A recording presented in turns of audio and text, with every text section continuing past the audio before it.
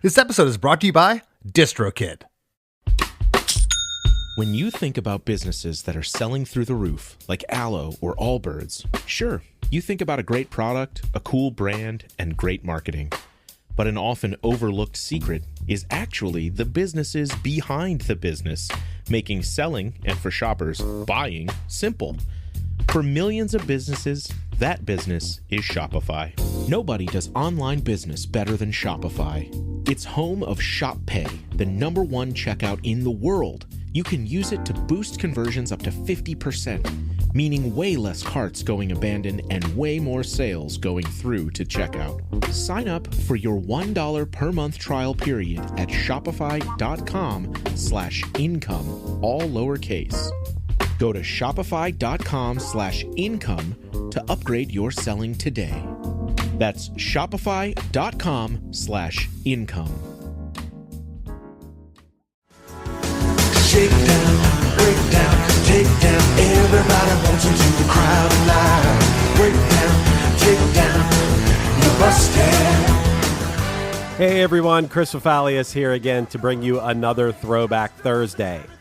This week, we're throwing it back to June of 2023 when Bill Stevenson sat in for the second time on the show to discuss the writing and recording of the classic Descendents song, Clean Sheets. Now, Clean Sheets was on the fourth Descendents album called All that came out in June of 1987. This album marked the end of the Descendents' first run when Milo left the band to pursue a biochemistry career, and the rest of the guys soon after relaunched under the name All with Dave Smalley as the singer. We all know that these early Descendents albums would go on to be influential to generations of punk rock bands that would come after that, but there were no Descendents songs or albums anywhere near a Billboard chart at this time. So what was coming through people's car stereos and Walkmans at the time? High up on the charts in June 1987, the same time that the Descendents released the All album, were songs like Always by Atlantic Starr, Head to Toe by Lisa Lisa and Cult Jam, In Too Deep by Genesis, I Wanna Dance with Somebody by Whitney Houston, The Lady in Red by Chris de Burgh, not to be confused with Chris DeMakes, With or Without You by U2, Alone by Heart, and Shakedown from Bob Seger from the Beverly Hills Cop 2 soundtrack. The Untouchables, The Witches of Eastwick, and Predator were tops at the box office at this moment, followed by Dragnet, Roxanne, Spaceballs, and Harry and the Hendersons. I think it's pretty fun to think about going to the movies on a summer night in 1987 and deciding between Spaceballs or Harry and the Hendersons. Can you imagine? And listening to Clean Sheets on cassette on the way there? When I get my time machine, that's definitely going to be a stop for me, the movie theaters in 1987. All right, with that visual in mind, let's hop back in the DeMakes DeLorean here to June 26th of 2023, when Chris was joined by Bill Stevenson for episode 161 to discuss the writing and recording of Clean Sheets. Enjoy.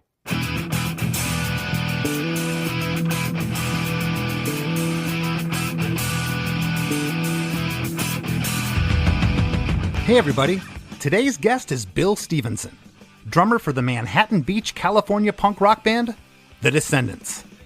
Together, we take a deep dive into the writing, recording, and inspiration behind the fan-favorite song, Clean Sheets, taken from their 1987 album, All. The All record was the first recording to feature both guitarist Stephen Egerton and bassist Carl Alvarez, and their presence is immediately felt and heard. Upon putting Clean Sheets under my microscopic lens, I noticed quite a few guitar overdubs in the verses, choruses, and guitar solo, something Descendents didn't really do on later records. Bill chalked this up to still learning his way around a recording studio, and credits recording engineer Richard Andrews, who recorded both All and its predecessor Enjoy, with offering him and the band endless studio knowledge. In short, they were experimenting and learning as they went. As Bill reflected back on the lyrics of this song, he now realizes that the tone is very judgmental and one-sided, but quickly pointed out that if you're not a little bit embarrassed or put off by your earlier work, then you really haven't grown as a person. Interesting take. Oh, and Bill lets us in on a little secret about who wrote the lyrics on verse 3 of Clean Sheets. For all this and a whole lot more, don't you dare go anywhere. Hey, hey, have you heard? Krista makes a podcast. Hey, hey, have you heard? Krista makes a podcast. Hey, hey, have you heard? Krista makes a podcast. Hey, hey, have you heard? Krista makes a podcast. Well, ladies and gentlemen, I'm here watching Bill finish his burrito with a cup of coffee. This is a perfect setup for the start of this episode. And he's holding up what looks like a cookie. Is that a cookie? No, it's a baby carrot. Oh, baby carrot. Yeah, and see, I got nuts too. Nuts, baby carrots, burritos, and coffee. The diet of Bill Stevenson in 2023. I was trapped in my studio here with my dogs because my wife had a hair customer. She does people's hair in the house, and sometimes the dogs attack the customers, so she puts them down here with me when she has a hair customer. So I was locked in here and I couldn't get any breakfast, so now I'm having my breakfast. There we go. Well, perfect. Well, Bill, I'm not sure you even realize the impact of the episode that we did with you. And we had talked about One More Day in Steve's Boy, and it was one of my early episodes on the pod, and it continues to have a life of its own. People still talk about that episode. So just want to thank you again for doing that one, and thank you for coming back for part two. You're one of our repeat offenders. I didn't know it was going to be so traumatizing to talk about that stuff. I kind of thought I had moved past it all, you know. It's funny, these shrinks talk about stuff, you know, that's way down in you. And you can think you've totally forgot about something, and then it can just come up out of nowhere, and you're like, what? Where the hell did that come from?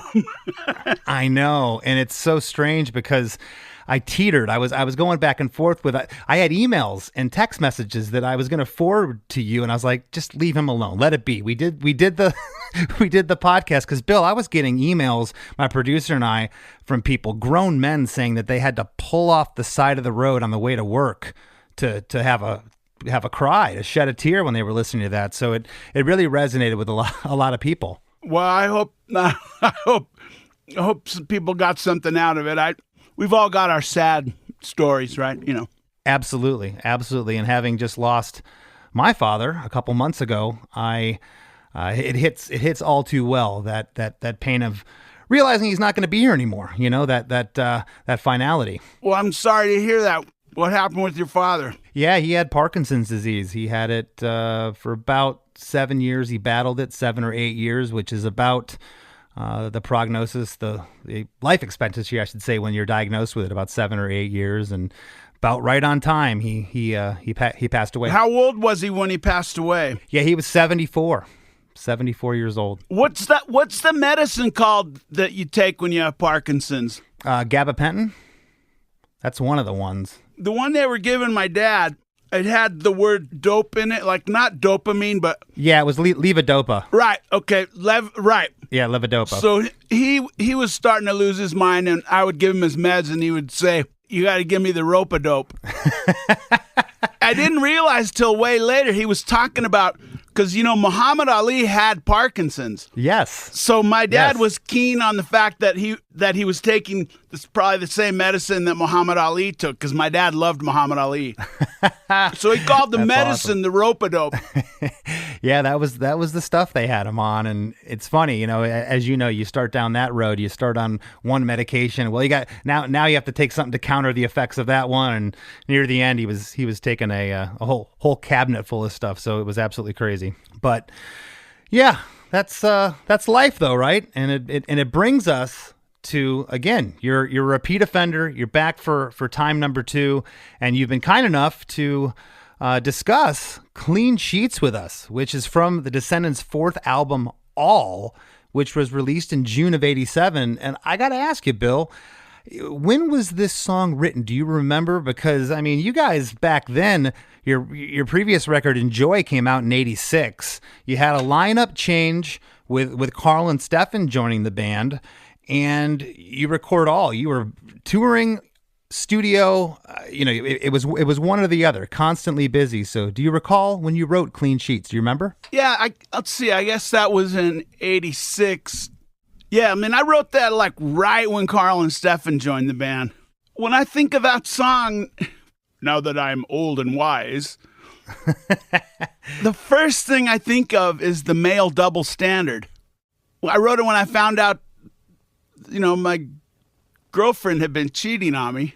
But, I mean, I was going out on tour and, doing what we did on tour back then as young lads, And so I really shouldn't have written that song because it represents a double standard. That's interesting you say that because ultimately that's what it was about. But I consider this one of a long line of love songs that you wrote in your career. Yeah, totally. We can talk about that and stuff.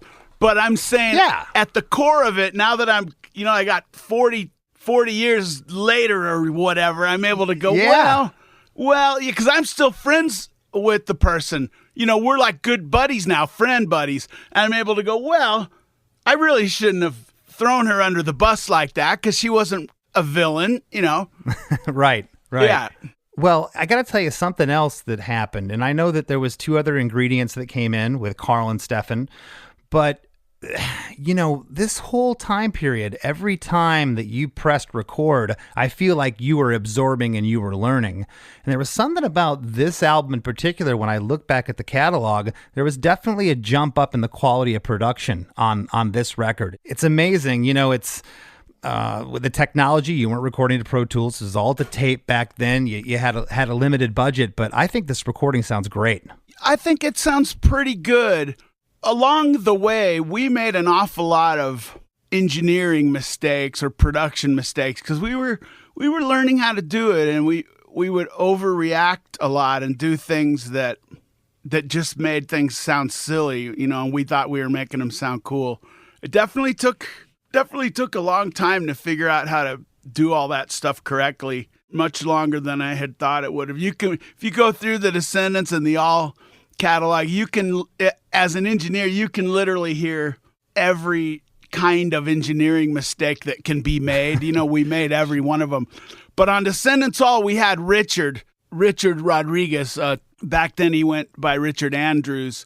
We had him in doing the engineering, and so he was assertive enough to not let us take it into any silly direction. So I think it's pretty cool. Well, speaking of silly direction, you guys had songs like Silly Girl, for instance. You had songs like Wiener Schnitzel. You had songs like One More Day that were gut-wrenching in another way. You had love songs. I always thought of Clean Sheets as part of the trifecta.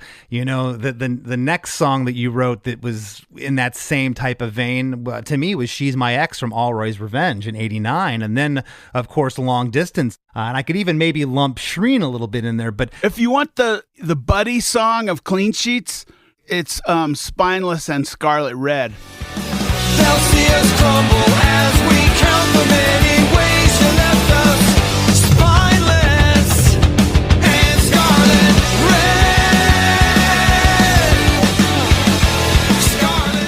red. Yeah, that would be its mature cousin, giving ample fault to both parties, unlike Clean Sheets.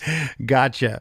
Well, I think that's what it was about Descendents. You guys gave people so much to go on. You had the silly songs, you had the heartbreak, you had the love songs. You were writing about things that, at that time, there was some punk bands that couldn't write a love song. It just wasn't in their arsenal. It wasn't in their wheelhouse to do. We had teachers, we had the last. Joe Nolte was a Class A balladarian. I mean, he taught us how to write about relationships in a kind of a meaningful way. Is it right that I should be so in love with what I see when I know it cannot be? When I know it cannot be, still I see.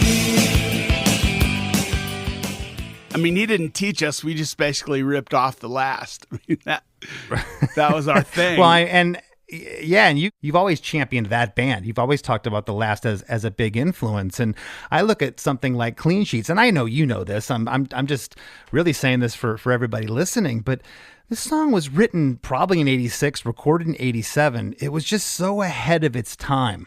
You know, you heard songs like Clean Sheets starting in the early 90s on just every pop punk record and beyond at that point. You know, it was such a blueprint for things to come. And when you wrote it, I'm sure it was just another song that you wrote that day, right? When we were younger, I think I can speak for all of us.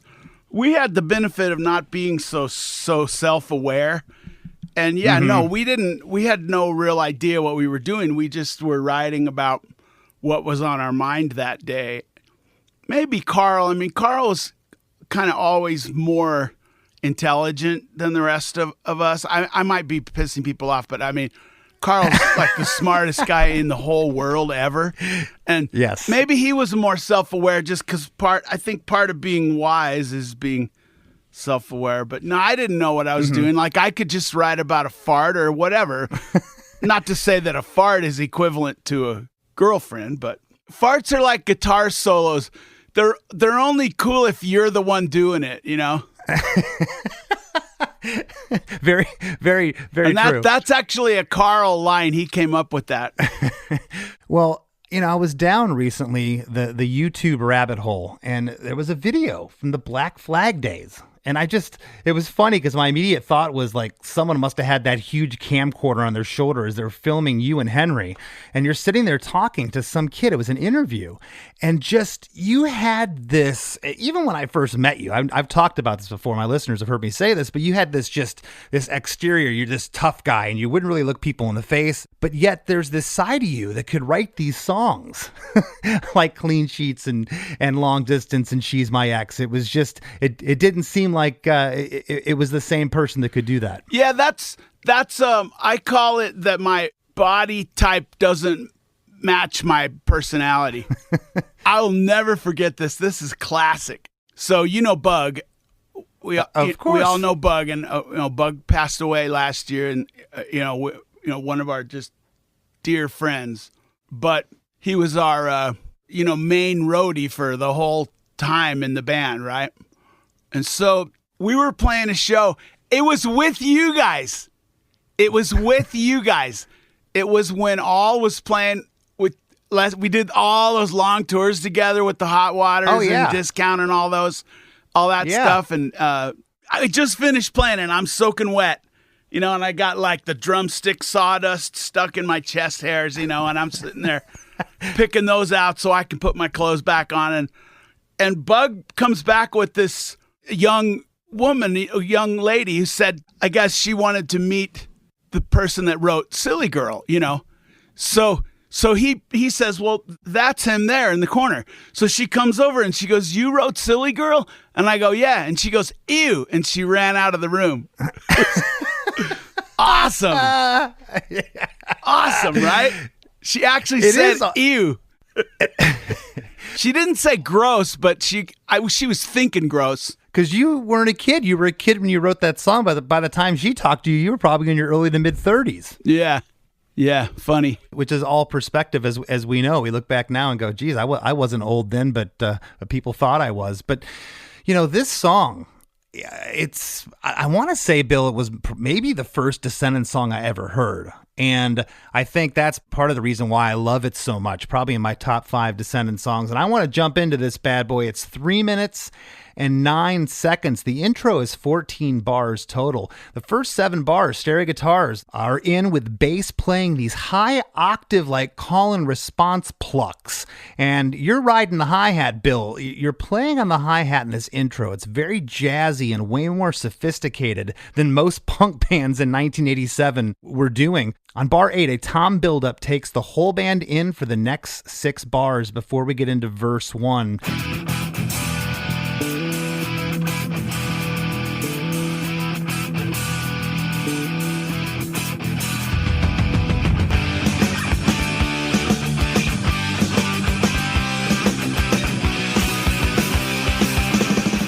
And when we get into this part, I call it that surf snare. Pop, pop, pop, pop, pop, pop. That classic Descendents beat happens here before we get into verse 1. It's awesome. Do you recall writing this intro? Was this intro just always like this, or did you have like the chorus and the bulk of the song, and then you, Stefan, and Carl kind of worked this intro up, or did you write the intro from the get-go? Clean Sheets is one of the ones where it really kind of came to me all at once in a big flurry, and I woke up and it was kind of all there. Although, funny, I didn't have a last verse. And the very, very last verse, those are Bugs lyrics. No kidding. Like I woke up this morning alone on the floor, thinking about a clean cheese the way it was before. Looked in the mirror, saw your face, and thought of the past. Took my fist and smashed the glass. That Bug wrote that whole verse. No kidding. Yeah, isn't that cool? That's awesome. I did not know that. But yeah, like the guitar riffs, those all came with the dream. When I get those dreams, I don't get them that often. But when I do, then it's a whole finished thing, You talked to me about that the last time we did this. You said you've had full compositions. You woke up and they were there. Yeah. I've never done that. I've dreamt that I was writing, or we've all had those dreams. We're trying to get to the stage and someone's chasing us and there's a 50-pound, weight attached to our leg, and those nightmare type dreams. But I've never had a finished song wake up and it be there. That's unbelievable. I've never had the 50-pound weight one. Well, it's funny though. I'm not really able to do the whole like pick a guitar up and strum some chords and then like sing a melody over it. Kind of like, what if I go to A flat? Oh, well, how about C sharp minor? I can't really do that. I mean, I wish I could, because I could be more prolific, but I don't have to just kind of hang out and wait for these like things to come to me. Because then it's like I didn't write it; it just showed up. It just showed up one day, and there it was.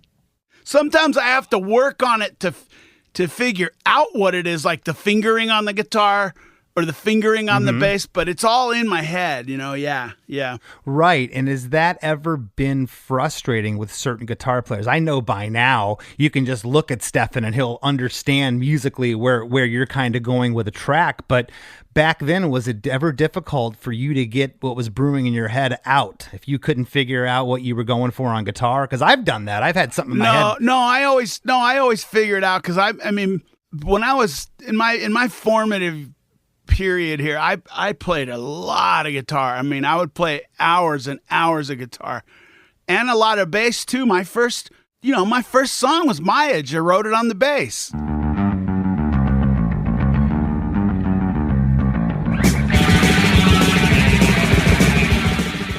And second song was Bikeage, and I wrote that on the bass too. The melody part. Sure.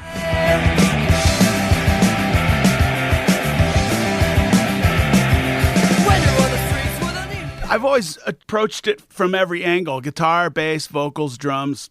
And that kind of also makes me not be a good, I'm not a good like drummer. The guys that have like their sticks in their socks and they have a drum key necklace and a Zildjian shirt. Like, I mean, I'm cool with that, but they're like drummers, they're into drumming. They're into the paradiddles. They're into the flammadapoo or whatever it is. I'm not that kind of drummer. But I make up for it by knowing my way around kind of any instrument you hand me. If you give me an hour to fiddle with it, I'll play you something. Well, I've talked about that in the show. The drummers that I've met and that I've worked with that don't play guitar and don't play another instrument, it's sometimes very difficult to get them to hear where you want an accent or where you want a part. And I think that that's so important. I've always encouraged younger drummers. I'll say to them, do you play any other instruments? Well, no. Why? I'm like, you should pick up a guitar. It'll help you later on. It's crazy how many people are tone deaf too. I mean, I'm not putting them down, but it's crazy. So at the studio, at the blasting room, we have our internship thing where, we every 6 months we take on a couple new interns for 6 months or for more if they prove to be promising. We probably end up hiring them. So that my first thing when I'm interviewing the intern is, first thing I go, sing Row, Row, Row Your Boat. And then I go, okay, sing Happy Birthday. And if they can't sing Row, Row, Row Your Boat and Happy Birthday, I don't mean to sing it well, but I mean to acknowledge that there are notes and melody and rhythm and phrasing, then yes. I tell them they should try to have a career that's not in music, because I feel like I'm doing them a favor by telling them that. But then maybe it could be like, well, no, I can still be a drummer, can I? Well, yeah, and drummers are unfairly put down for that sometimes too. All you could do is hit things. You're not musical, and that's not true either. But verse 1, Bill.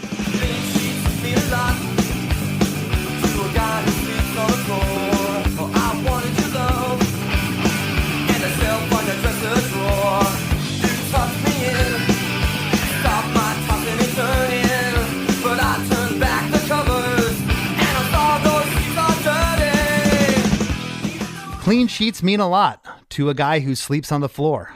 I wanted your love and a shelf on your dresser drawer. You tucked me in, stopped my tossing and turning, but I turned back the covers and saw those sheets are dirty. Now, those lyrics came in a dream as well? Yeah, ish. Half of them are kind of not the words themselves, but the feeling of the verse, like the feeling of it, sort of. I can't explain it. I can't explain how that works. But I was kind of feeling maybe like, feeling really loved and cared for, and kind of, driving up and spending the night with this person. And, I thought, well, I'm cool. This is cool for me. Like I sleep on the floor in the practice room, but I can go up there and I can get a shower, and, maybe I could start keeping a couple of my things in her room, just so I wouldn't have to haul them back and forth or whatever. I don't know. Yeah. But then, so it's kind of like, just juxtaposing the kind of safety and comfort of that with the stark reality that, like, well, guess what? Everybody's human and they do good things and bad things. Nobody's one thing. Everybody's both things. Everybody's good. Everybody's bad. Complex creatures. Well, the stereo guitars, bass, and the drums are all in here on verse 1, but there's some things here, Bill, that I noticed that I've heard this song I don't know how many times over the years, but I'm listening to this, I'm really taking a deep dive, and on the second line, right around, I wanted your love and a shelf on your dresser drawer, that line, there's this guitar, jing, jing, overdub that happens. On the third line, the overdub is like this higher 4-note lick that comes in, and on the fourth line, that jing jing from the second line, those guitar overdubs like chords are coming in. Oh, I wanted your love and a shelf on your dresser drawer. You tucked me in, stopped my tossing and turning, but I turned back the covers and I saw those sheets are dirty. Do you recall doing that? And what was the thought process there? It's great, but I just never really noticed it. Yeah, those were some of the first times we ever overdubbed. There's some overdubs on the Enjoy album, and there's some overdubs on the Descendents All album. I never really, at that point, I wasn't really paying a lot of attention to kind of the layering by which the guitars were being done. It was kind of like, I think Stefan recorded a basic rhythm guitar on that was pretty basic, live with the drums. Because we did the drums, basic guitar live. And then, so these were maybe afterthoughts of things that we thought maybe should go, kind of little added accent points that nowadays we do not overdub nowadays. It's just. I remember when you guys did, I want to say it was either Mass Nerder or Problematic, where Stefan was like, no, I'm not punching in. Yeah, we don't even punch in. It's pretty funny. We just go for, okay, whatever, however we're going to play the song live, that's how it's going on the record. I don't know if it's a good ethos or a bad ethos, but that's kind of what we've resolved to, which is so funny because me being a studio owner and whatever, producing all these records and stuff, but with Descendents, I like it really, that's not pure, but I like it to just sound like if people come see us, they go, yeah, oh yeah, they're playing it how I learned it on the record. They can actually play that song instead of, you go see bands live sometimes and their records are such that, that when you do go see them, it seems really it's a letdown. Sure. I don't want to be a letdown. I don't want the records to like mislead anyone, I guess. It was really funny when I never got this from this song, but this first verse with those guitar overdubs, it just, I don't know why. Maybe it's because it was around the same time period, the 80s, but reminded me of like how Billy Idol would layer his guitars on Rebel Yell with Steve Stevens. They would have these just, these stereos that were kind of sitting back, they were there. They weren't super dominant, but they'd have these middle of the verse guitar overdub parts come in. I think that's great.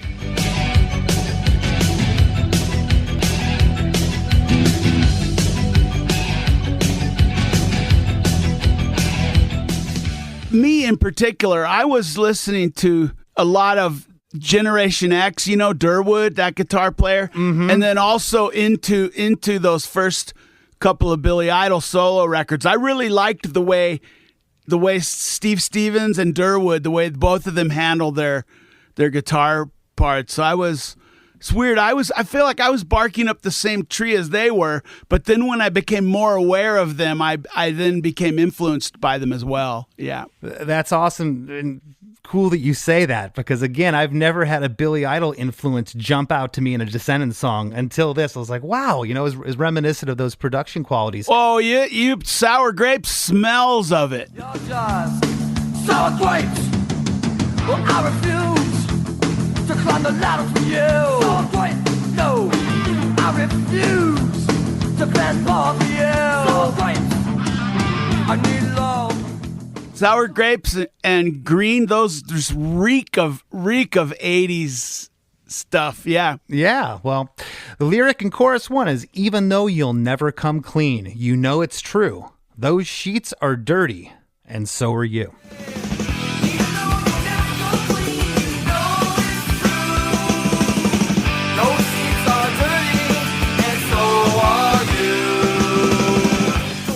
Yeah, that's Bill's dad talking. My dad taught me to be misogynist, homophobic, racist. He put all this crappy stuff in my head.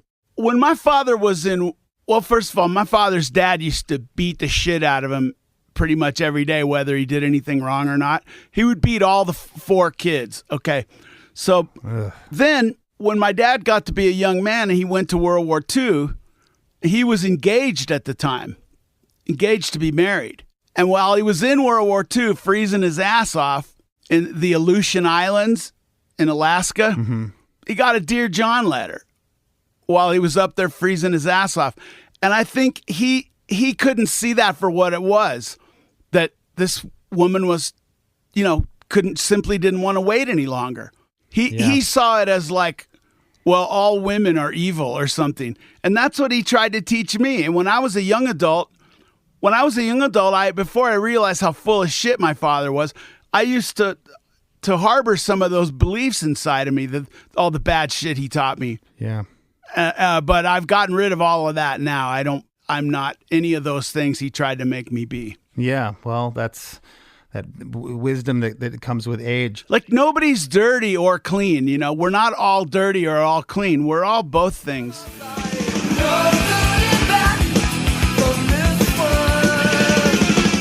Hey, everybody, don't go anywhere. We got lots more coming up with Bill Stevenson after a few words from our sponsors. Looking to elevate your music career? DistroKid is a digital music distribution service that enables musicians to distribute their music to online stores and streaming platforms such as Spotify, Apple Music, YouTube Music, Amazon, Tidal, and many more. DistroKid collects earnings and payments, sending them to you, the artist. With DistroKid, artists unlock a world of possibilities. From easily paying collaborators with splits to securing your music with DistroLock, DistroKid covers all bases. Plus, you can promote your releases with Hyperfollow and create eye-catching visuals with a Spotify Canvas generator, all for free. But that's not all. Introducing the DistroKid app, now available on iOS and Android. Artists can manage their releases, view streaming stats, and withdraw earnings, all from the palm of their hand. And for those looking to perfect their sound, check out Mixia. With its simple interface and customizable mastering options, artists can make their music sound polished and professional within minutes. And don't forget about Instant Share, DistroKid's newest feature. Share large files securely with collaborators, producers, and more ensuring your music streams at the highest quality. Ready to take your music to the next level? Download the DistroKid app and explore their suite of tools today. Plus, listeners can enjoy 30% off their first year by visiting distrokid.com/VIP/DeMakes.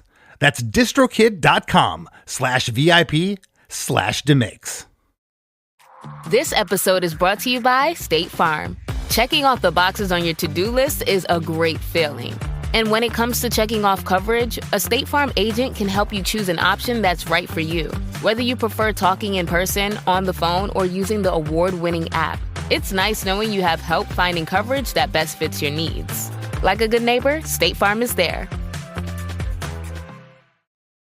Prime delivery is fast. How fast are we talking? We're talking puzzle toys and LickPad delivered so fast you can get this puppy under control fast. We're talking chew toys at your door without really waiting fast. Pee pads, cooling mat, and peg hammer fast and fast. And there's training TREATS faster than you can say sit fast. And now we can all relax and order these matching hoodies to get cozy and cute fast. Fast free delivery. It's on Prime.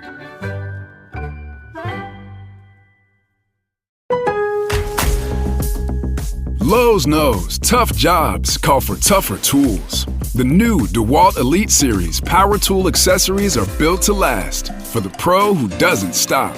With precision fitment, durability, and impact resistance, finishing jobs faster has never been easier. Shop the new DeWalt Elite Series at an everyday low price exclusively at Lowe's. We help, you save. Eczema isn't always obvious, but it's real. And so is the relief from Ebglyss. After an initial dosing phase, about 4 in 10 people taking Ebglyss achieved itch relief and clear or almost clear skin at 16 weeks. And most of those people maintain skin that's still more clear at 1 year with monthly dosing. Ebglyss, lebrikizumab, LBKZ, a 250 milligram per 2 milliliter injection, is a prescription medicine used to treat adults and children 12 years of age and older who weigh at least 88 pounds or 40 kilograms with moderate to severe eczema, also called atopic dermatitis, that is not well controlled with prescription therapies used on the skin or topicals, or who cannot use topical therapies. Ebglyss can be used with or without topical corticosteroids. Don't use if you're allergic to Ebglyss. Allergic reactions can occur that can be severe. Eye problems can occur. Tell your doctor if you have new or worsening eye problems. You should not receive a live vaccine when treated with Ebglyss. Before starting Ebglyss, tell your doctor if you have a parasitic infection. Searching for real relief? Ask your doctor about Ebglyss and visit ebglyss.lilly.com or call 1-800-LILY-RX or 1-800-545-5979. Let's play Burlington's Guess That Price. Back to school means back to saving. We're bringing you kids' jeans starting at, hold on a minute, just $11.99. Burlington's acing this test. What about character backpacks? We've got them starting at $12.99. Burlington's done it again. How about sneakers for the kids? A-plus brands and right on trend starting at $11.99. Saving is now in session. Burlington, deals, brands, wow! Styles and selections vary by location. Do you like to laugh, geek out on music, and learn all about that band or artist who had that one song back in the day, but then seemed to fall off the face of the earth? If so, you need to subscribe to One Hit Thunder. Together with an array of interesting and hilarious guests, we do a weekly dive into one-hit wonders like Eiffel 65's Blue, Krayshawn's Gucci Gucci, EMF's Unbelievable, Delamitri's Roll to Me, Los Del Rio's Macarena, Musical Youth's Pass the Dutchie, and even Patrick Swayze's She's Like the Wind. So are you subscribed to One Hit Thunder or what? As Desiree would say, you gotta be. And as K7 would encourage, you gotta come baby come and join in on the fun of the One Hit Thunder podcast. Come, baby, come, baby, baby, come, come. Come, baby, come, baby, baby, come.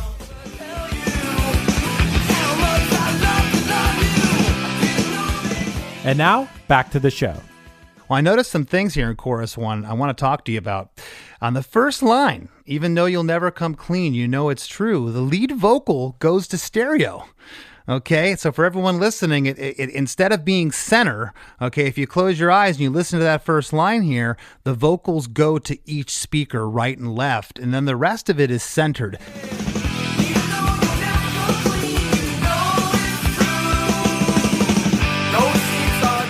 Do you remember doing that in the mix, and how'd that come about? It was recorded that way. I want to say there was probably a practical reason for it.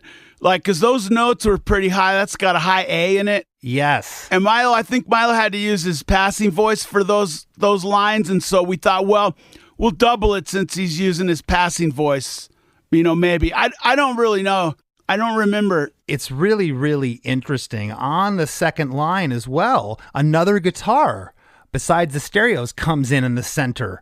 On Those Sheets Are Dirty and So Are You, another guitar comes in there. Again, kind of odd knowing that you guys don't really do overdubs anymore. Well, we were doing them then. We were doing them on what? Just kind of those two albums only, really. Enjoy and Enjoy and all. There's a few overdubs on Grow Up. There's one, like on Grow Up, there's one overdub that I think's pretty cool, which is that the intro of Silly Girl. Like there's guitars that are playing just the chords, and then there's another guitar playing the little no.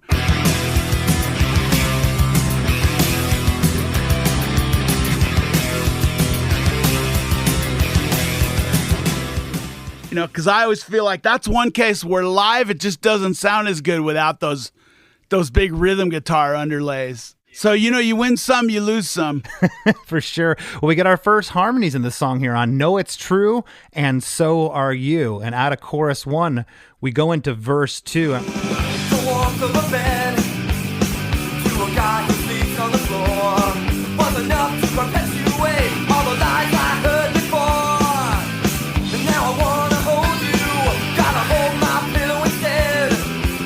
'Cause my pillow will never lie, I'll be with a stranger in my bed. The warmth of a bed to a guy who sleeps on the floor was enough to perpetuate all the lies I heard before. And now I want to hold you. Gotta hold my pillow instead, 'cause my pillow will never lie or be with a stranger in my bed. Just sometimes people rationalize a situation and then they ignore the truths. And that's kind of what I was saying in there.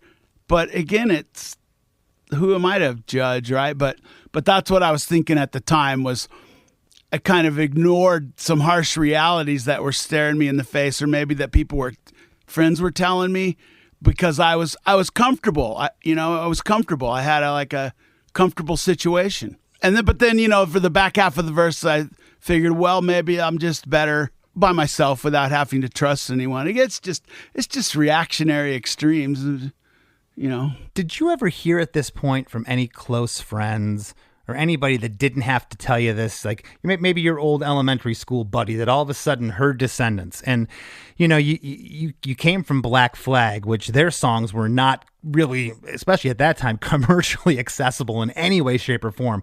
But do you recall anybody having a conversation with you when they heard Clean Sheets of, wow, this song is really good? And what they meant by that is this song's kind of accessible. This song has a little bit of mainstream quality besides the screaming hardcore. Yeah, meaning good, not just like good for a punk band good. Yeah. No, I get it. Right. I get it. And I mean, I never really, the punk band title or rock band, power pop, with the last, it was power pop because punk rock didn't exist yet when they started. Or, I mean, not punk rock as we know it. Because, there was the Kinks. I mean, the Kinks were in the Seeds. How much more punk rock could you be, right? But sure. Okay, look. Like when I was in maybe 9th grade, I don't know which one of my friends, but I was telling them, I just picked up a new Devo record. And they go, well, oh, Devo. Well, I heard of that. They go, what does that sound like? And I just stood there and I go, I don't know. It sounds like Devo. And see, now we can look back and go, oh, well, Devo was a new wave band. But at the time, they were Devo. They were Devo. Yeah. Nobody, they weren't part of a scene or anything.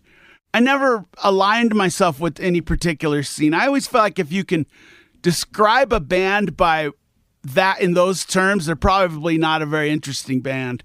Like, what about when Sabbath came out? Well, what do they sound like? Well, see, here's the thing. They sound like Black Sabbath, Yeah. Well, who was down tuning, Drop D back in 1969, 70? Well, but they weren't at first. They weren't. They didn't really get into that till their third album. No, they were just heavy because they were heavy. Yeah. Yeah. Very true. Well, verse 2, the stereo guitars are in with the bass and drums. You know, the hi-hat here, Bill, it seems a bit more open on verse 2. The stereo guitars seem a bit more aggressive upon really getting it under the microscope, and the bass guitar is just moving all over the place here. I did notice that those jing-jings on those guitars and that little noodle on line 3 and the jing-jing on line 4 here, they're here again in verse 2 like verse 1. They don't seem as loud, and I would have to think that you didn't mix them any lower than the first verse. I'm thinking that the other things I said here, the more intense, the intensity of the hi-hat and the guitars, maybe that was a little bit louder and made the other stuff, the overdub, seem lower in volume or intensity. Wow, I probably should have done like a headphone study of that mix before we talked, because you know way more about this recording than I do, which is funny, I guess, but true. The answer is I have no idea. That's been 30 years and 2 craniotomies ago. I don't know. Yes, I think you're our only guest, Bill, in 3 years to have had successful brain surgery. So I had 2 craniotomies, 2 of them. Yes, 2. Well, I think that's what it was. And to answer your question, yes, I the last 2 days, I'm realizing things about this song that I never heard before, and that was one of them. They definitely overdubs seem lower here. Chorus 2.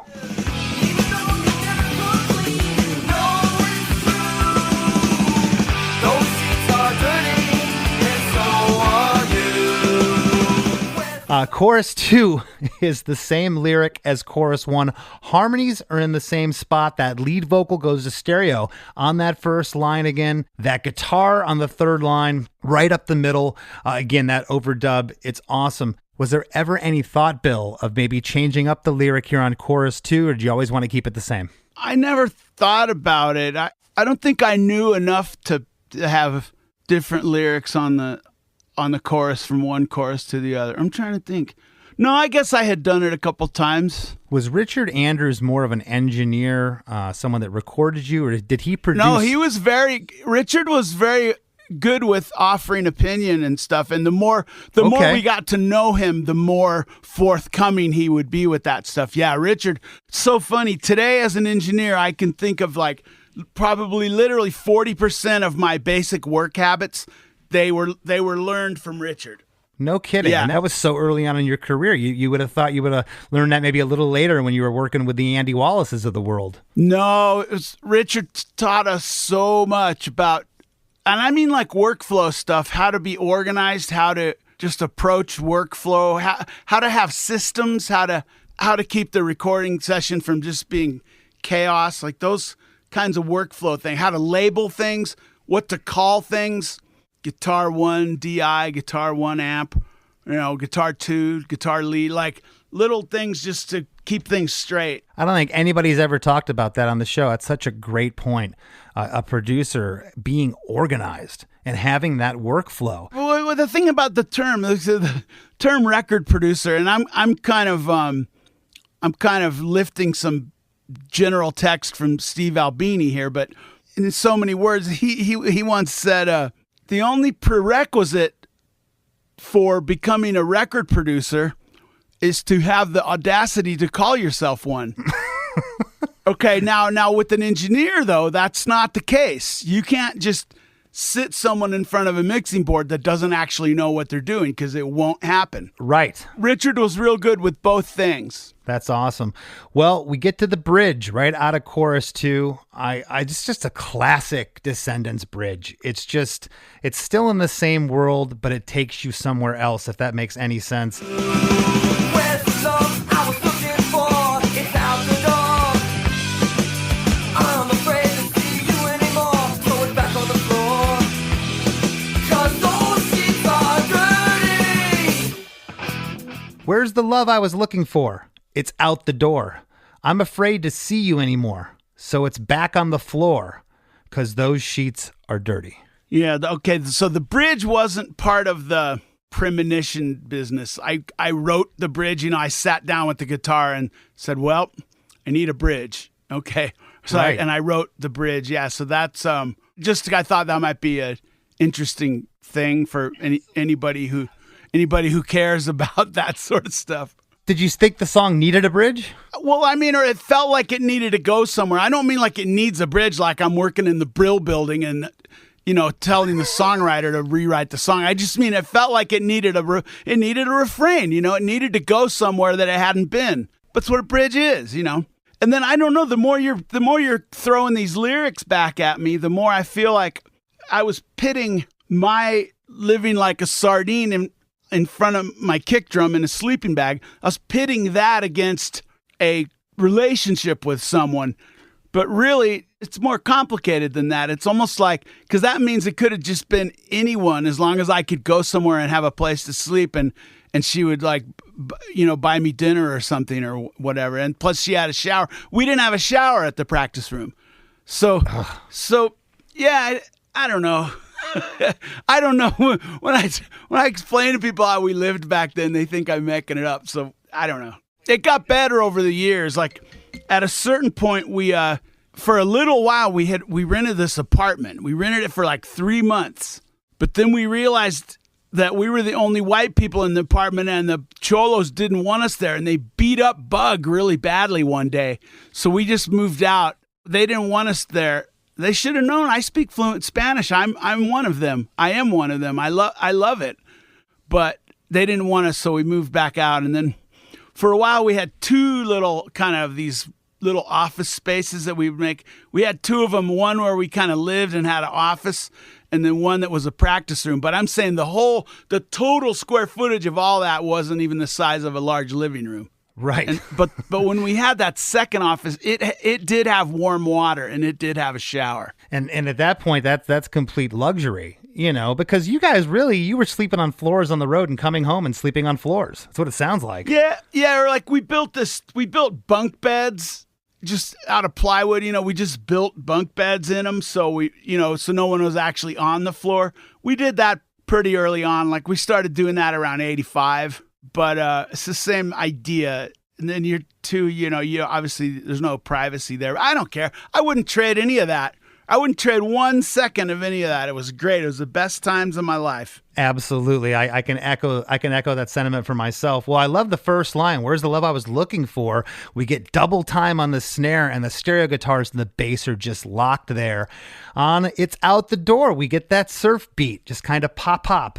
The best way to use the surf beat is as a refrain, not as the main beat of a song, but the way I do is I refrain to it for 2 bars or 4 bars, and then you get rid of it. Because that's when the last would use it that way. That was when it was really impactful. Like I hear a lot of bands that are, kind of come up, maybe influenced by us, and the guy will play the surf beat like kind of for the whole song or whatever. And I feel like the surf beat loses its effect after like 4 bars or so. I agree, and you always kind of did it back and forth. On I'm Afraid to See You Anymore, we go back to that double time on the snare. So It's Back on the Floor is the surf beat. And on the last line, and Bill, my band's tried to do it, other bands, you do 16 snare hits consecutively, super fast on the last line here. Okay, before we go into the musical bridge and guitar solo, and that that build-up you do, there's a certain feel that you have on that. I've heard other drummers try to do it, and it's so simple on paper, but the way that you execute it, it's awesome. It's such a great build-up. There were bands and drummers that had big impacts on us. Where do I start? Robo from Black Flag, Don Bowles from the Germs, DJ Bonebreak from X. I don't know the name of the Buzzcocks drummer. Or then you had like The Fall and Gang of Four and the B-52s and Devo, and a lot of those bands. There were this like excessive staccato elements coming in, and I kind of like that. Yes, I kind of like that. And then also the Alley Cats with the eighth note. I really took to that, and Tony loved that too, and he was always really trying to bring in that Alley Cats influence into the band, and I think it's cool that it has stayed in the band all these years. And I know there's like 3 bands called the Alley Cats, but I'm talking about the one, like if you look at old LA show flyers, you'll see the Alley Cats. You'll see them headlining over the Go-Go's, headlining over X, headlining over Descendents, over Black Flag or whatever. They were like the kings of the LA punk scene for like 1 year or something. Too much junk, too much junk. Too much junk, too much junk. Too much junk. But they were a big influence on us. Coming out of this lyrical bridge, Bill, before the guitar solo, there's one beat of silence. Well, it's 2 beats. 2 beats, right. 2 beats of silence, followed by an 8-bar reintro.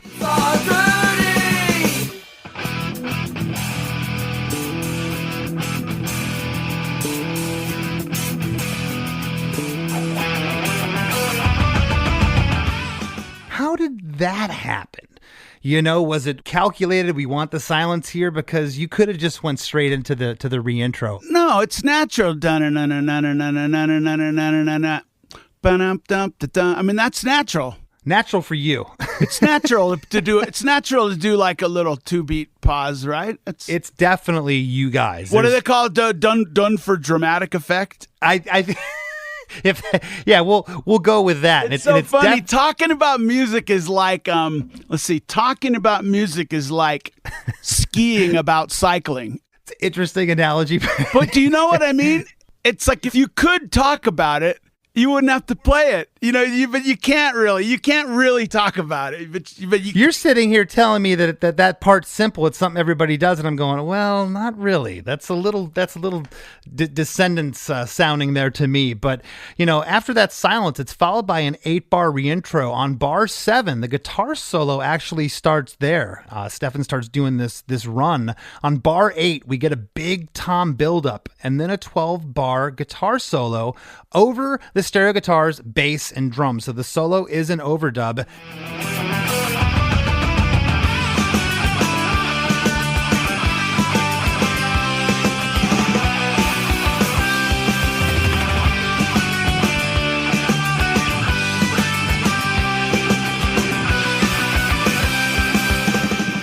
I gotta ask, those are tom overdubs you do in this section, correct? I don't overdub my drums. I never even punched in a drum until I was an old man. All my drums are live takes, front to back. No punching, no overdubs. Only now that I'm an old man, I use some of that technology just for convenience. No overdubs. That's interesting because, again, I'd never thought of there being overdub in this song, and I noticed there's quite a bit of them, as we talked about. Enjoy and this record has them. Listening to just this section. No drum overdubs. No drum overdub. Okay, you fooled me. There sounds like one in there. I swear it sounded overdubbed, but it is not. Okay. I also noticed, Bill, I want to see if you could talk about this a little bit. The solo here seems, I'll use the word poppy, really restrained for Stefan. There's no atonal notes. It doesn't kind of drift off. It's pretty poppy for him. Was that discussed? Was the solo worked on in this song? Yeah, it's oddly enough, when I wrote the song, that whole section was just going to be like the intro riff over again. All the riffing, all the Steve Stevens stuff.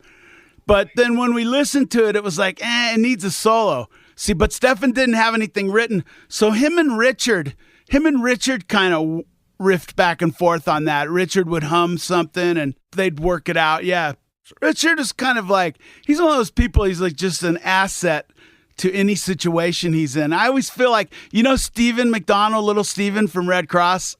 I guess he's not Little Steven, he's a grown-ass man, but I mean, I met him, he was like 11, But he just, no matter what band he joins, he's always just such an asset to it. Richard's that way, I think. Well, coming out of the guitar solo, we get a third verse.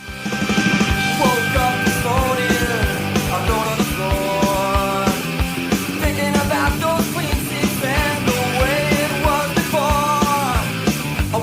in the mirror, I saw your face and thought of the past. But now I know how dirty you are. Woke up this morning, alone on the floor, thinking about those clean sheets and the way it was before.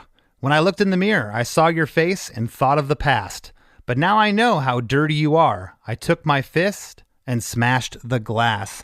And you're telling me that Daniel Snow, Bugface, had a hand in writing this third verse. That's all Bug, yeah. I remember now, because this was when we had that apartment in Harbor City at the Cholo building. And I remember walking around going, I got this song finished, because we were going to record in like a week. All the other songs were done. And I'm like, I got this song finished, but I just need a third verse, and I the lyrics were laying around on the kitchen table or whatever. I just need a third verse. And then I remember like the next morning, Bug came into like, let's see, where was I sleeping? I don't know. Well, he came into where I was, and he told me he wrote a third verse for it. And I was like, oh, cool. Nice. Yeah, rarely do you get a third verse from your roadie that's this sound, musically sound. Oh, I don't know. I'm sure that it's natural, communal living and all that communal, like a band. It's all, it's camaraderie. Well, the other thing I noticed, the guitars in verse 3, they're pretty much, he's full downstroke here. There's a couple chugs here and there, but it's just full blast buzzing away. And that's probably why the overdubs here, those guitar overdubs, seem the quietest to me in verse 3, because the band is so raucous here. You even sound like you're a little bit more open on the hi-hat than the other verses here as well. I can't speak to it. I know we weren't really moving much stuff around, because there wasn't, you're used to, in your day and age, there was automation and Total Recall and Pro Tools and all that. This was just dudes with their hands on the faders. So there wasn't, you tried to avoid having to move stuff around while you're mixing. Yeah, absolutely. Well, chorus 3 comes right off of verse 3.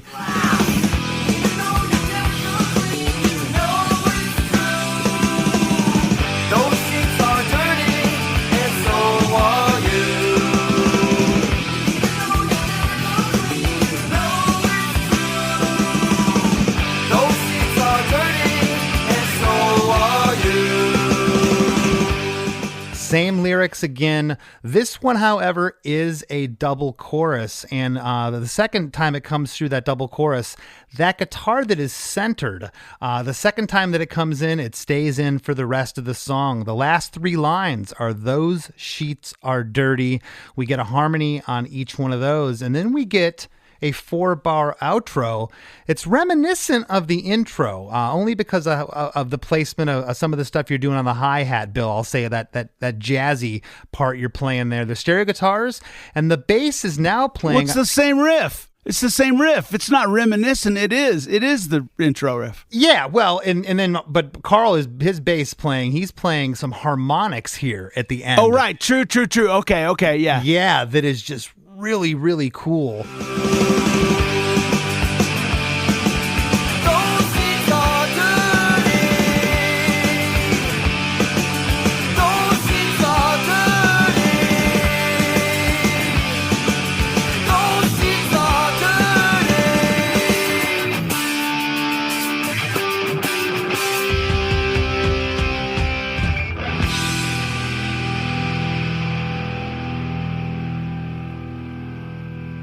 And the whole band just ends together here. And I got to ask you, I haven't done this until recently. Within the last 5-6 years of my career, I'll look out and I'll be playing some festival somewhere.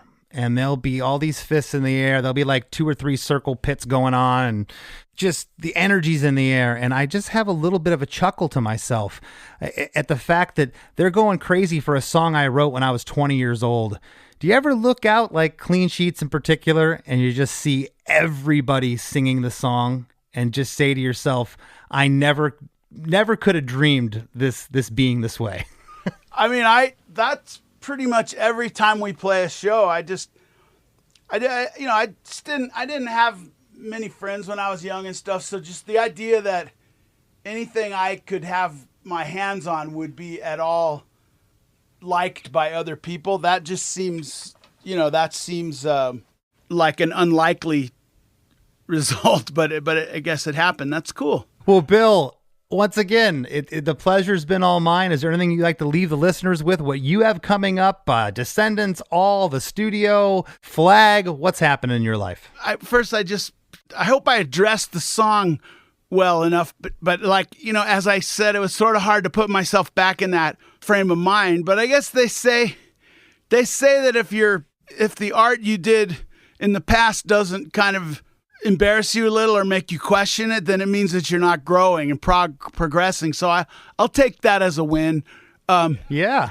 And let's see what's next. Well, we're gearing up for 50 or 60 Descendents shows this year around some of the usual haunts, the U.S., Canada, Australia, possibly Japan, Europe, you know, the usual. We'll probably see you guys around, I imagine. I think we will. Absolutely. We usually end up on a festival or two together each year, whether we need it or not, right? That's the hope. Yeah. All right. Well, I think that's about it. Okay, good, because I got to pee. Another day goes by. We can't live like this anymore. Can't live without love. Another year goes by. We can't live like this anymore. Can't live without love. I hope you all enjoyed Bill Stevenson's second appearance on Chris DeMakes a Podcast. I know I did, and I cannot wait to talk to Chris about it in the rap segment that's coming right up after a few words from our sponsors. Does it ever feel like you're a marketing professional just speaking into the void? Well, with LinkedIn ads, you can know you're reaching the right decision makers. You can even target buyers by job title, industry, company, seniority, skills. Wait, did I say job title yet? Get started today and see how you can avoid the void and reach the right buyers with LinkedIn ads. We'll even give you a $100 credit on your next campaign. Get started at linkedin.com/results. Terms and conditions apply. Make your next move with American Express Business Platinum. Enjoy complimentary access to the American Express Global Lounge Collection. And with a welcome offer of 150,000 points after you spend $20,000 on purchases on the card within your first 3 months of membership, your business can soar to new heights. Terms apply. Learn more at americanexpress.com/business-platinum. Amex Business Platinum. Built for business by American Express. United Healthcare nurse Crystal checked in on a patient. We do a routine call after surgery, and I could tell in her voice that she was struggling. Crystal knew she needed help. And I knew that this is very serious. This is like septic. This is life-threatening. And she knew just what to do. And I called the hospital and said, she's coming in. Here are her labs. And got her the help she needed. I see my role at United Healthcare as a life-saving role. Hear more stories like Crystal's at uhc.com. Benefits, features, and/or devices vary by plan area. Limitation and exclusions apply. Your burger is served, and this is our finest Pepsi Zero Sugar. Its sweet profile perfectly balances the savory notes of your burger. That is one perfect combination. Burgers deserve Pepsi. At Blinds.com, it's not just about window treatments. It's about you, your style, your space, your way. Whether you DIY or want the pros to handle it all, you'll have the confidence of knowing it's done right.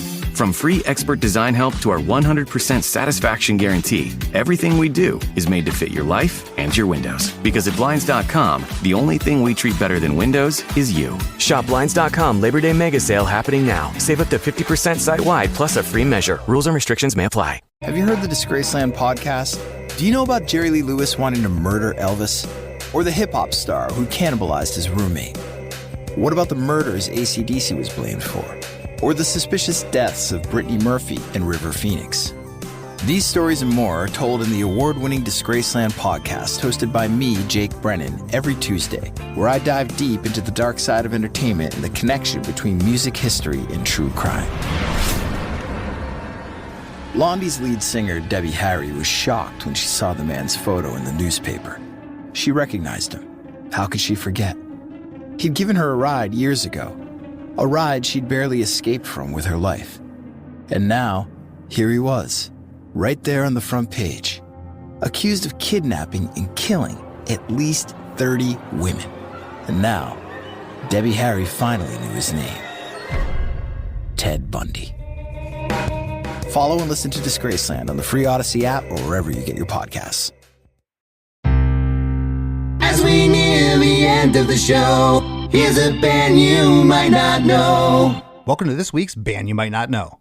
If you'd like your band to be considered for Chris DeMakes a Podcast, all you have to do is email your best song, via MP3 only and a short bio to bandyoumightnotknow@gmail.com. This week's featured artist is Danny Carney, originally from Massachusetts, currently residing in Los Angeles. Danny made his mark as the frontman for Epitaph Records' Roll the Tanks, releasing one acclaimed album.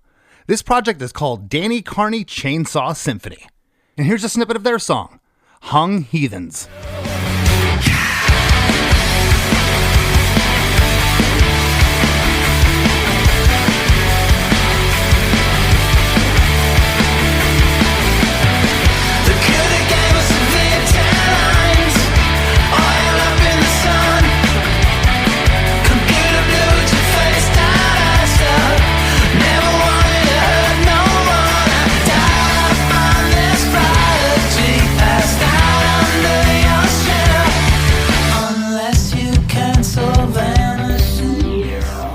The Wrap with Chris and Chris.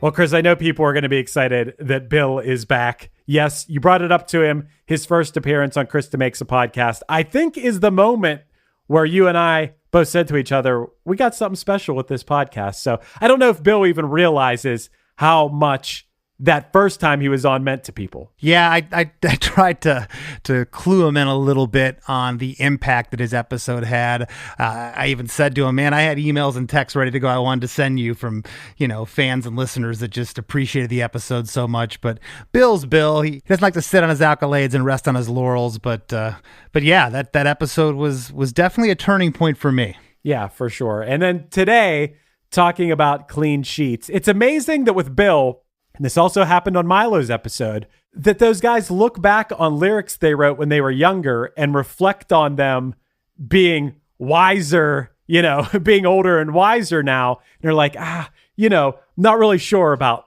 those lyrics now. I wouldn't have interpreted them. I would have thought that anyone could look at those lyrics if they are in a position where, someone did them wrong. And I'm talking whether you're a female listening to it, you're a male listening to it, anyone in the world listening to the song could relate to it. I didn't look at it I never interpreted this song as being misogynistic or anything like that. But I think it's cool that Bill can look back and say like, oh, this was the state of mind that I was in and I've grown as a person and, can still look back on the song and be able to critique himself. I do that about songs I wrote a long time ago for sure. So I thought that was interesting. Yeah, I think it's good to have self-reflection. I asked him at the end, I said, what is it like to look out and still see people singing those, silly lyrics that you wrote when you weren't thinking at 20 years old?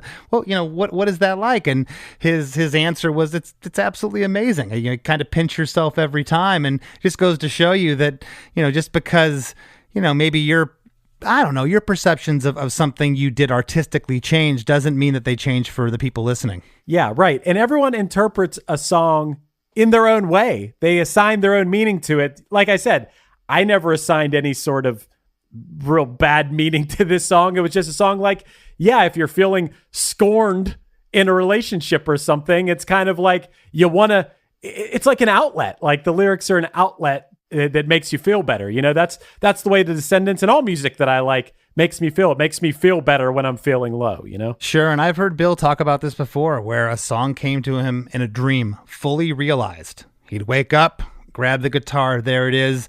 As I said to Bill, that's never happened to me. I wish one time in my life it would. I have to work at it most of the time. I have to sit in the corner and I'll take a riff and decide what part's going to go next. Maybe start jotting down some lyrics. And it doesn't sound like that's his process at all. And that's intriguing to me. Yeah, it doesn't surprise me that songs would come to Bill in a dream. He just seems like a guy who would have songs come to him in a dream.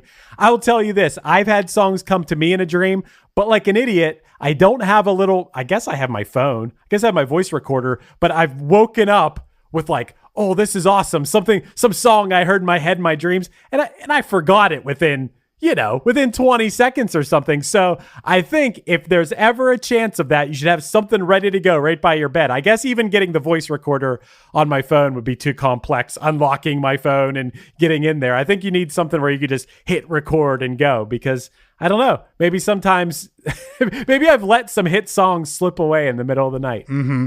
Well, and I got to say, the people that have been in the Descendents, the players in this band, they've all been great in their own right. Frank Navetta, Tony Lombardo, Ray Cooper, but there's something to be said about Stefan and Carl on this record. It just, everything really came together for me as a Descendents on this album and this track in particular. Yeah, you know what? Looking back, I think this might have been the first Descendents song I ever heard. I'm trying to think about it because, I was a 90s kid, but I think I heard this like on the college radio station or something at some point. Because I remember having it on a tape that I taped the radio. We've talked about that before. I taped college radio. I taped it, and that's how I heard a lot of bands that I liked. And I think this may have been the first Descendents song I ever heard. I told Bill that too. I think this was the first one that I ever heard. And looking back at their catalog back then, I didn't realize it when I first started listening to them. They were just, another band I discovered, but, digging in and looking back at their history, I think that's one of the reasons people of all walks of life, they gravitate towards this band. They can sing about farts, they can sing about love, they can sing about heartache, and it somehow all works. And as you said so many times, Chris, a big part that gravitates me to them is they're all rippers. They are all so good at music that it is, on top of the heart behind the songs, there's also just stellar musicianship, which I love. Yeah, and they're so good that they choose to do their recordings in one take now. They're basic tracks with no overdubs because they're like, we're good enough to do this, let's do it. And I've always admired them for that as well. It's punk rock, man. That's as punk as it gets. Absolutely. Well, hey, everybody out there, we hope you enjoyed this episode. If you haven't already, join our supporting cast over at chrisdemakes.com, where you get bonus episodes of the After Party each week for the price of a cup of coffee. chrisdemakes.com. We'd love to have you sign up over there. And please join the Chris DeMakes a Podcast Facebook group as well. We'd love to have you as a member in there. It's a lot of fun. Great discussions. Each week we get in there. We talk about previous episodes, the current episode, and everything in between.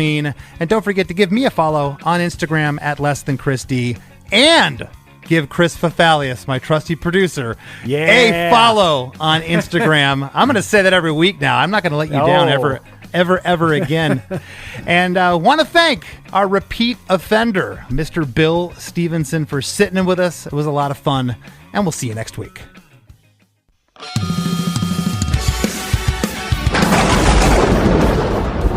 Hey everybody, Satan here. I know what you're thinking. Jesus Christ, Satan has a podcast now too? No, that's not it. But I am here to tell you about a podcast, and it's one that's all about my favorite band, Punchline. Not the band you expected me to say, right? You probably figured I'd like Slayer, or maybe some backwards Beatles records or something. Those are okay. But you usually find me rocking out to fan-favorite Punchline albums like Action or Lion while I'm torturing dead people for all of eternity.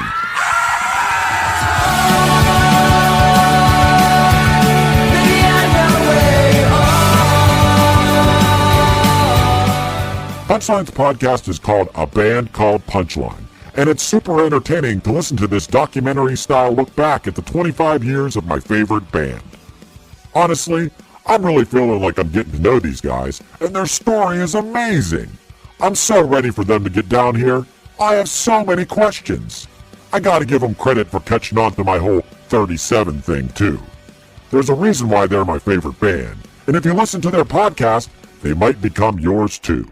A Band Called Punchline is available wherever you listen to podcasts. Check it out, and I'll see you all in hell.